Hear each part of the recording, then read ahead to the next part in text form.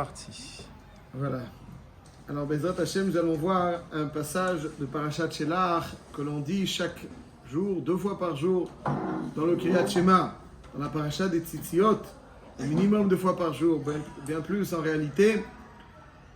Velo taturu acharei levavchem ve'acharei einechem. Donc, la Torah nous enjoint à ne pas tendre vers certaines tendances négatives du cœur ou des yeux. Asher atem zonim achareihem.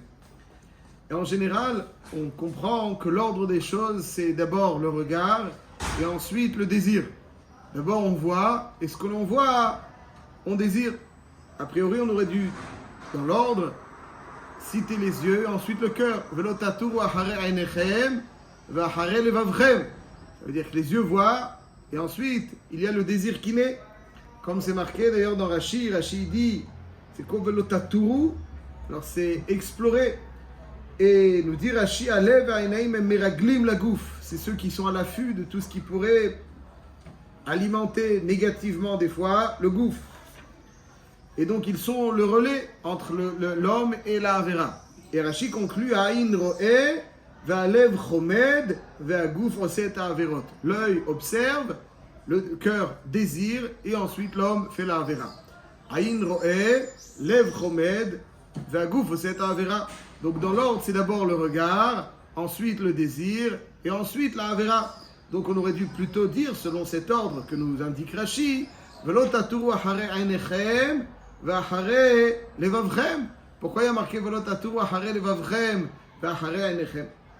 Alors, certes, on peut expliquer que on parle ici après avoir déjà vu et avoir désiré.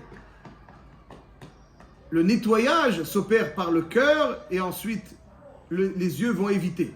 C'est-à-dire que si on décide de ne pas se laisser aller par certains désirs, c'est ce qui nous permettra de maîtriser les yeux. Donc on ne parle pas forcément dans l'ordre, dans le pasouk de Kriyat Shema. Certes, l'ordre de la Avera, c'est Acharei Einechem, on voit et on désire. Mais Velo taturu, c'est aussi ce qui va nous permettre de guérir un petit peu ces tendances négatives. Ça passe, ce nettoyage, et ce détachement de la Avera passe par un cœur qui est plutôt propre et qui apprend à maîtriser, et ensuite les yeux vont suivre. Ça, c'est une explication que l'on peut donner. Mais en réalité, lorsqu'on observe le Sifri nous dit Velo taturu acharei levavchem magid sheha'enaim olchim achar halev. Donc là, le Sifri observe l'ordre et dit qu'effectivement, c'est dans cet ordre-là que ça se passe. C'est le cœur et ensuite les yeux. Et dit le Sifri, peut-être que tu penserais que Alev acharei einechem. Il dit non, c'est pas comme ça. Arrête le joie. Ça veut dire qu'en fait, on a le sentiment que c'est d'abord le cœur dans l'ordre des psukim, tel que le Sifri l'explique, un peu différemment de Rashi. C'est d'abord le cœur qui désire, ensuite le regard qui observe. Alors, on va juste dire une petite idée. Donc, dans l'ordre du Sifri, dans l'ordre du Passouk, c'est pas simplement dans la thérapie de Lev et ensuite Aïn, mais c'est même la Avera. La Avera, c'est Lev et ensuite Enaïm. Ma'apshat. A priori, c'est dans l'ordre de la Avera, c'est d'abord Enaïm, après le Lev. Il semblerait qu'il y a 2 sens que l'on peut donner au terme Einechem. On peut donner donc les yeux physiques, et on peut donner aussi les yeux spirituels. C'est-à-dire, les yeux spirituels, c'est le concept, le concept intellectuel. C'est-à-dire que l'idéologie, la façon de voir les choses, de les voir, de les concevoir. Ça, c'est donc Einechem. Si on parle des yeux physiques, alors effectivement, c'est vrai que c'est d'abord les yeux, ensuite, ce qu'on le voit, on le désire. Mais si on parle de Aïn, comme on parle de Aïné Aïda, c'est ceux qui orientent l'Aïda, c'est-à-dire ce qui oriente l'homme, ce qui voit, ce qui lui permet de concevoir les choses et le percevoir, c'est le Sechel. Donc Aïn ici, c'est le Sechel. Et alors, ça veut dire quoi? Dans l'idéologie, il y a d'abord le Lev et ensuite les Enaïm. Dans la Ta'ava, c'est-à-dire lorsque le gouffre fait des Averot, alors c'est d'abord les Enaïm qu'on voit, on désire et ça fait. Ça, c'est comme Rashi dit. Et quand il s'agit de l'idéologie, Et le drame d'un être humain, c'est de baser sur son idéologie, sans s'en rendre compte, sur les faibles de son cœur. Il désire certaines choses, et sans qu'il s'en rende compte, le cœur, le désir, va s'emparer des rênes du cerveau et va le mener là où lui, le cœur, souhaite que le concept, donc le cerveau, arrive. Donc bien souvent, certains ont l'impression qu'ils sont convaincus de certaines idéologies. En réalité, l'idéologie dont ils sont convaincus est une façon de légitimer leur faiblesse. C'est parce que j'ai certains faibles que je vais développer une idéologie qui va me permettre de mettre en application certains points faibles.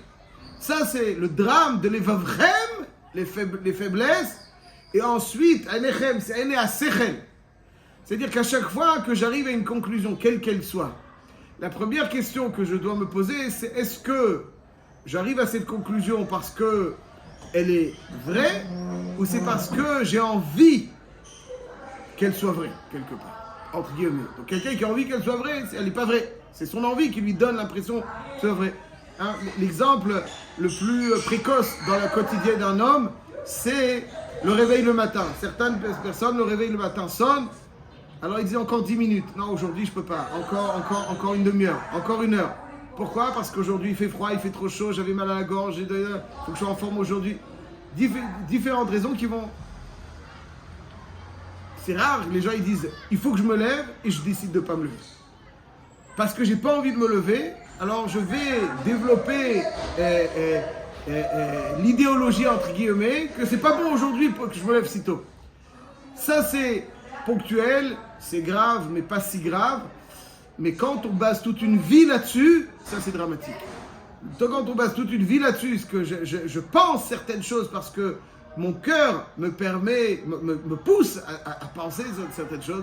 Ceux qui viennent, qui pensent que toutes les choses sont faites au hasard, le monde est là en général, c'est parce qu'ils souhaitent n'avoir aucun devoir moral, parce que si les choses ont été créées par hasard, alors on peut laisser libre cours à toutes ces bassesses les plus vides et les plus horribles, Et puis, donc, parce que les choses sont... Donc, l'homme va développer des théories bizarres, on ne peut plus bizarres, pour finalement arriver à la conclusion, ok, bah alors si tout est au hasard, donc je peux faire ce que je veux. Mais parce qu'il a envie de faire ce qu'il veut, qu'il va développer ses théories. Aharel et Vavrem, qu'est-ce qui fait naître ces concepts théoriques, cette idéologie? C'est le faible du cœur qui fait naître cette idéologie. C'est pour ça que le Sifri nous dit Aharel Vavrem, Vahare Nechem. Beaucoup pensent ce qu'ils veulent penser, ce qui les arrange de penser. Ils ne pensent pas à ce qu'ils cherchent vrai. Quelqu'un qui aime la vérité, plus que toute autre chose au monde, il a beaucoup plus de chances de penser vrai parce que pour lui, la valeur la plus belle, la plus noble et la plus estimable, c'est la vérité. Il est capable de faire abstraction de tous. Certains faibles parce qu'il aime la vérité. La vérité dépasse les affinités qu'il aurait avec certains faibles. Et c'est ça donc, la Torah, elle permet de voir, d'avoir un mabat emet, les tzitziyot, qui nous rappellent la vie de Torah, la vie de mitzvot, et nous permet de développer ces capacités de faire abstraction sur les faibles du cœur pour que ces faibles du cœur ne se transforment pas en idéologie. Voilà donc le haïn n'est pas simplement les yeux physiques, mais la conception que l'on peut avoir du monde. Ça, c'est ce qu'une vie de Torah, de mitzvot, au quotidien, qui nous est évoquée par les tzitziyot, nous permettra de ne jamais tendre après les faibles de notre cœur pour les transformer en idéologie. Voilà, bon.